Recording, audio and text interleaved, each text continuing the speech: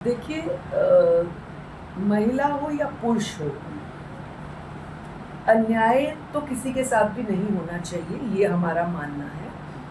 और अगर आपके साथ इस तरह की सिचुएशन कोई क्रिएट होती है और उसमें आप ट्रैप हो जाते हैं, मेल या फीमेल, तो जो गलत साबित होता है उसके खिलाफ कार्रवाई बनेगी। वो चाहे लड़की हो चाहे लड़का। महिला आयोग डेफिनेटली महिलाओं की हेल्प के लिए है, डेफिनेटली। लेकिन कोई महिला अपनी कंप्लेंट लेकर आए और बाद में सबूत उसके खिलाफ गलत साबित हो, वो सिर्फ अपने आप को एक सही साबित करने की कोशिश कर रही हो कंप्लेंट के माध्यम से, तो ऐसा भी नहीं चलेगा। इसीलिए मैं बार बार लड़कियों से निवेदन करती हूँ कि अगर आपका कहीं रिलेशन है, कोई प्रॉब्लम आई है, तो आप गलत इल्ज़ाम, झूठा फसाना, झूठे इल्ज़ाम नहीं करें, क्योंकि अगर गलत साबित हुआ तो आपके खिलाफ कार्रवाई होगी। तो फिर ऐसा महसूस ना करें कि हम महिला हैं, हमारे खिलाफ हुई। आप महिला होने का मिसयूज़ कर रहे हैं, आप अधिकार का मिसयूज़ कर रहे हैं, ऐसा भी चाहे वो महिला आयोग है, चाहे कोई भी आयोग होगा, वो अलाउ नहीं करेगा। मैम, एक हनी ट्रैप का मामला सामने आया है गुड़गांव से और फरीदाबाद से, जरा बताएंगे क्या है मामला?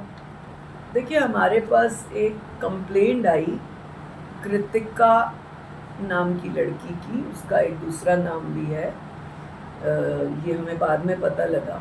उस लड़की ने हमें ये कंप्लेंट दी थी कि मेरे साथ एक लड़के ने इस तरह से 376 का उसने कंप्लेंट दर्ज करी कि मेरे साथ ये हुआ, वो हुआ, हम दोस्त थे, वो मेरे फ्लैट पे आता था गुरुग्राम, ये सारी बातें उसने हमसे की। हमने 15 दिन का समय देकर ये हियरिंग रखी परसों, जिसमें हमने लड़के वाले पक्ष को भी बुलाया। जब लड़का पक्ष यहाँ आया तो मामला ही कुछ और निकला, क्योंकि हमने लड़का पक्ष जो है, जिस पर उसने आरोप लगाए, उनको हमने हफ्ता पहले भी पूरी बात सुनने के लिए बुलाए, जो कि महिला आयोग का एक सिस्टम रहता है कि दोनों पक्षों को बैठ के सुनना। जब हमने उनको बुलाया तो स्टोरी कुछ और निकली। मालूम पड़ा कि ये लड़की उनसे, इनके बेटे से और 4 और लड़कों से दोस्ती हुई। ये जो ढाबा टाइप गुरुग्राम में बने हुए हैं या रेस्टोरेंट्स, बाहर बैठ के खाना वाना खाने के, ऐसे कोई छोले भटूरे टाइप्स की दुकान, उधर 4 लड़के बातें कर रहे। ये अपने आप बीच में चली गई और कहती है, तुम्हें देख के ना आज चारों को मुझे लगता है जैसे मुझे कॉलेज के दिन याद आ गए। तो अब कोई ऐसे बोलेगा तो लड़कों ने कहा अच्छा चलो, तो उसने कहा मैं तुम्हारे साथ बैठ जाऊँ, तो ऐसे करके बैठ गई। अगले दिन फिर बच्चे तो रोज़ आते हैं, रोज़ बैठते हैं वहाँ, तो ये इस तरह से आने जाने लगी। धीरे धीरे इसने एक लड़के से मित्रता करी। जो इसकी इंटेंशन हमने समझी, इसने चारों दोस्तों में पैसे वाला लड़का कौन सा है, कौन सी गाड़ी पे आता है, कौन सा स्टाइल है, ये नोटिस किया और उस लड़के से मित्रता की। तो यहाँ से इनकी स्टोरी बढ़ी। देखिए, जब युवाओं के इस तरह के आज के माहौल में मित्रता होती है, फिर आना जाना, रहना, घूमना फिरना, ये लिव इन में बदल जाता है। और लिव इन के नाम पर उसने फिर इस तरह से कहा। और हमने इस 15 दिन की स्टोरी में, केस के बाद स्टोरी में जो हमने पूरा निष्कर्ष निकाला, ये लड़की उस लड़के के फ्लैट पे जाने लगी, ज़बरदस्ती करने लगी, लड़का इसे अवॉइड करने लगा कि रातों में नहीं आना। परंतु जो इनकी मित्रता चली, वो मुख्य रूप से इस लड़की का मकसद पैसे निकालना था। इतने में लड़के की आगे पढ़ाई ख़त्म और लड़का शायद विदेश कहीं चला जाना था, वो चला गया। इसने फिर उसके फादर को ट्रैप करना शुरू किया। फादर ने 2-3 बार कहा, बेटा मैं तेरे पापा की उम्र का हूँ, तुम मुझे बात करती हो, बताओ।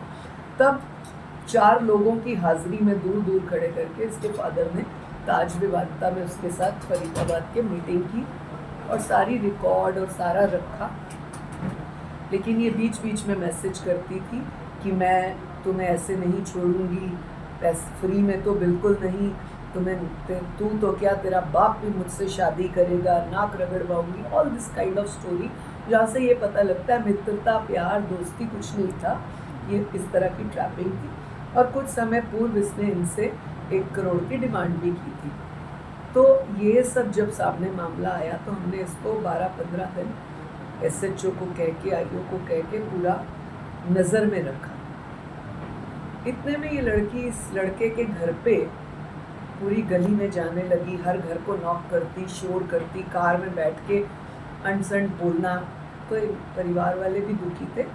कल हमने जब इसको यहाँ से FIR दर्ज कर इसको SHO के हवाले किया, वही आज मुझे उस लड़के के फादर ने फ़ोन किया कि मैं सुबह 7 बजे अपने घर पहुँचा हूँ, 4 बजे यहाँ से 5 बजे निकल कर, या मेरी वाइफ घर में अकेली थी 4-5 बजे, तो ये लड़की यहाँ से हमारे ऑफिस से जाने के बाद भी लड़के के घर गई है, जबकि यहाँ पर बाद में 6 बजे एक्सेप्ट भी करके माफ़ीनामा लिख के सारा कुछ करके गई, बावजूद उसने उसके बाद ये हरकत करी। तो मुझे लगता है ऐसों के खिलाफ